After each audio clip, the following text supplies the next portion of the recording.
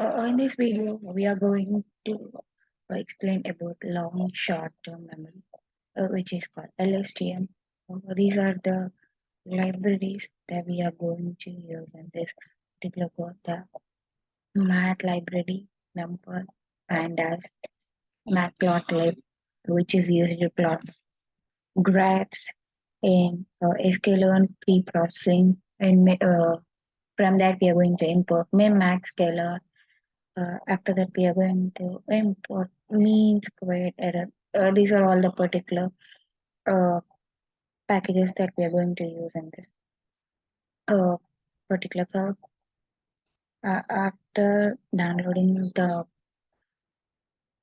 packages, we are going to download the data from the given link here, and we are going to visualize the data as a subset. This is the link from which we download the data that we need, which is called airlines. And we are going to print the data set, and we are going to divide the whole data as a subset size of 40 each. After that, we are going to divide it by months accordingly. Then we are going to divide it by passengers. Here we are going to plot a graph using matplotlib. In this, we are going to initialize the size as a 14:4 ratio, and dots per inches are going to be 80. After that, we are going to use plus symbol for using for labeling the passenger count.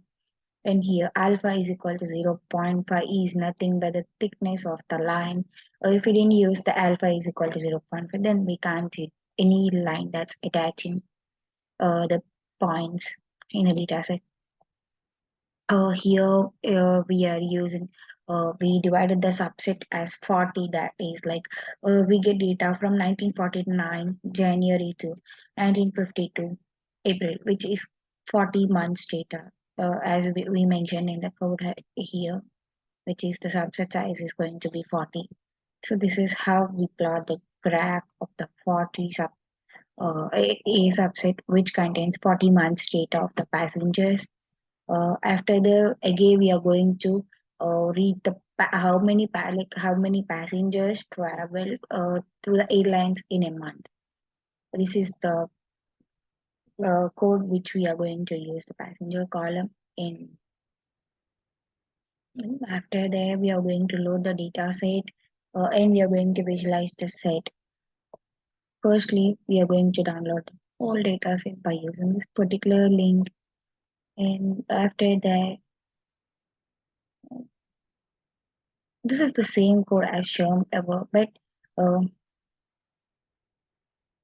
yeah, this is the same code that's shown above. And after adding the particular step, we are going to extract the passenger column, and we are going to take a look at the passenger column, and we are going to convert its type from like min max using 0 and 1. We are going to reshape the data, and we're going to print the minimum and maximum values. This is how we print its shape in the minimum and maximum values. This is the code for that particular thing.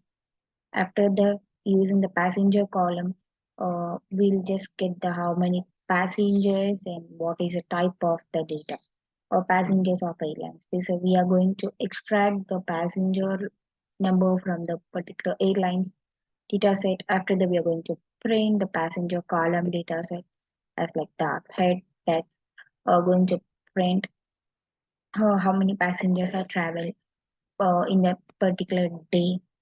And then we are going to use the passenger as type float. That means we are converting it into float 32. That's called 32-bit float. But the particular passengers is in like integer format, and we are converting it to float format. Then we are going to reshape it. This is how we reshape it, and we do the normalization by using this dataset.shape and max min function. After using the normalization, this is how the data is going to be converted. The maximum passengers in a month are going to be 662, and the minimum passengers in a it's in a day. Maximum passengers in a day are going to be 622, and minimum passengers are going to be 104.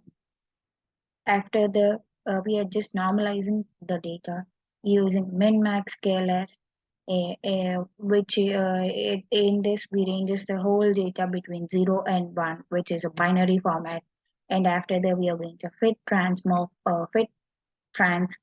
function, which is a part of min-max scalar to scale the data into particular subset. Uh, this shape, the above one, like 144.1, uh, this indicates half the data and in what format the data is.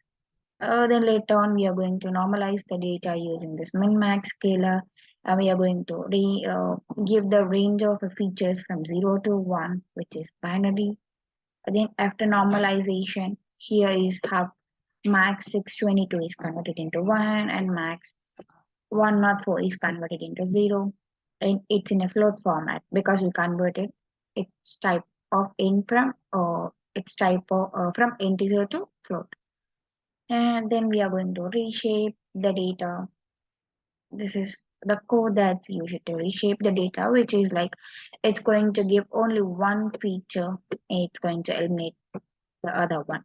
Here it's going to give 144 and it's eliminating one.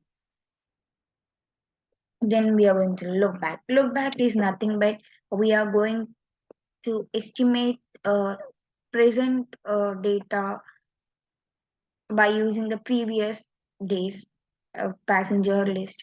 This is a format of linked list, which is like previous data is connected to today's data, and today's data is connected to previous, and by like so on. This is in a format of linked list. After this is the code that's used to train the set. This is the particular function we are going to give is generate data set, and we are going to give two labels in that d set and look back. X and y are going to be some integers. We're going to use for loop for using d set and look back. And this is the formula for y value, and this is the formula for x value. And we are going to append all the y into y dot append. We're going to append x into x values of all into x dot append. We're going to return it. This is how the code works here. Then we are going to use the function which is look back is equal to 1, data x data y is equal to data set look back. Then we are going to print the shape of it again as shown here. It's like it's going to look back, but we actually have 144 data sets, but we are going to look back one. That's it's going to go back to the previous data, which is going to be 142.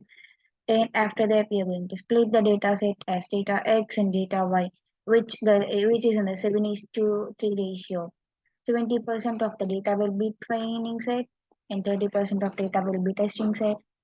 Then we are going to shuffle true and random state to 42, and we are going to repeat the experiments until we get the proper, like until the error is reduced.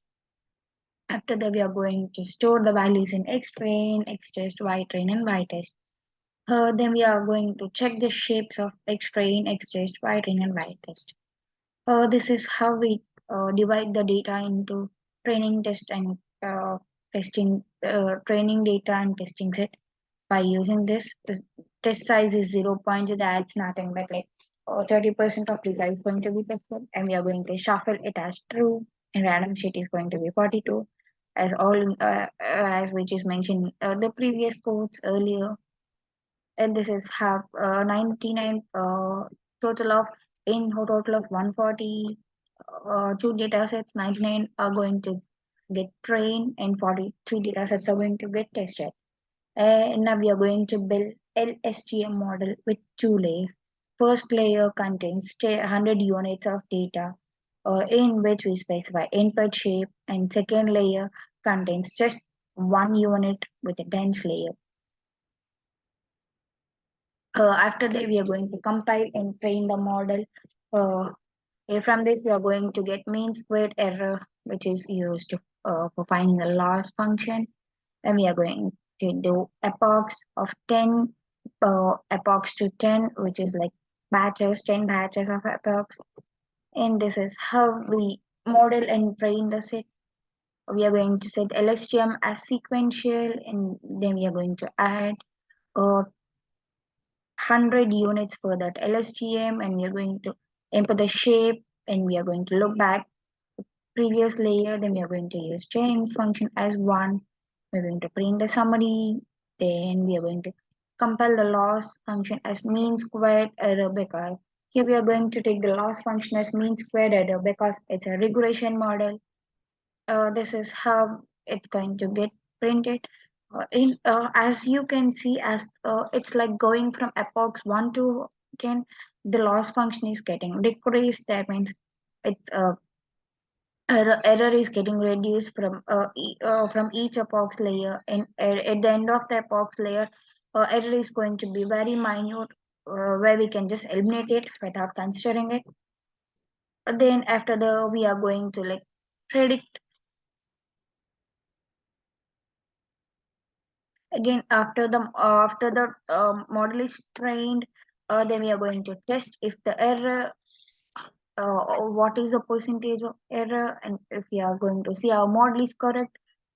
If a model is not correct, we just need to do the reverse normalization procedure for like predictions. This is the code for like testing the data, predict train and predict test, which is like LSTM predict. That means like 100 units of data is going to divide it into test and train. Then we are going to uh, like invert. It's like reversing the predictions from 0 to 1 to original range. And we are going to like again we are going to reshape it using -1 and 1. Then we are going to compute the particular function that we took. Here is like we got the same one, RSME. This is other one more model.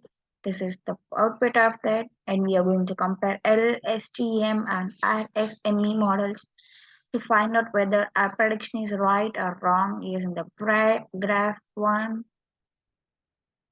Here is like how we are going to plot graph for the above figure. This is the prediction values, ground truth, and then we are going to use matplot library to plot the graph, and figure size is like it's going to be in 12:4 ratio.